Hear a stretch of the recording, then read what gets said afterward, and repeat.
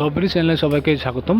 যারা ঢাকা 16 হিজলা ভাসানচর রুটে এই রাজহংস 10 লঞ্চে ভ্রমণ করতে চান বা প্রতিনিয়ত বা সবসময় এই রাজহংস 10 লঞ্চটিতে ভ্রমণ করেন, যাদের কাছে এই রাজহংস 10 লঞ্চটি অনেক ভালো লাগে সার্ভিস, লঞ্চটির সার্ভিস, যারা কেবিন ক্রু রয়েছে, যারা লঞ্চটির বয় রয়েছে, কিনা যারা কেবিন যাচ্ছেন তাদেরকে ভালো সার্ভিস দিয়ে থাকে। যদি আপনাদের কাছে সেটি ভালো মনে হয় তাহলে আমি সেই নাম্বারটি দেখাবো, সেই নাম্বারে যোগাযোগ করে আপনি রাজহংস 10 লঞ্চে ভ্রমণ করবেন।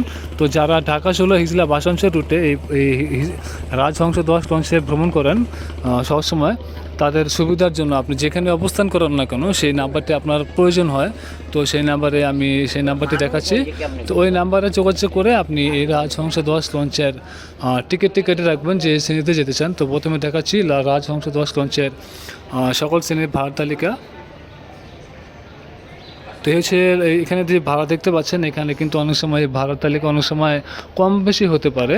সেক্ষেত্রে আপনি অবশ্যই, আমি নাম্বার দেখাচ্ছি, এই নাম্বারে যোগাযোগ করে আপনি অবশ্যই সেই নাম্বারে যোগাযোগ করে ভাড়াটা জেনে নেবেন এবং কখন ছেড়ে যাবে এবং কবে ঢাকা থেকে সার্ভিস দিবে বা ঢাকা থেকে কখন ছেড়ে যাবে সেটি, এবং আপনার টিকিট যদি প্রয়োজন হয় ডেক শ্রেণী, single cabin, double cabin, family cabin বা ভিআইপি কেবিন সহ, তো সকল শ্রেণীর টিকিটটি আপনি ওই নাম্বারে যোগাযোগ করে নেবেন এই রাজহংস 10 লঞ্চে।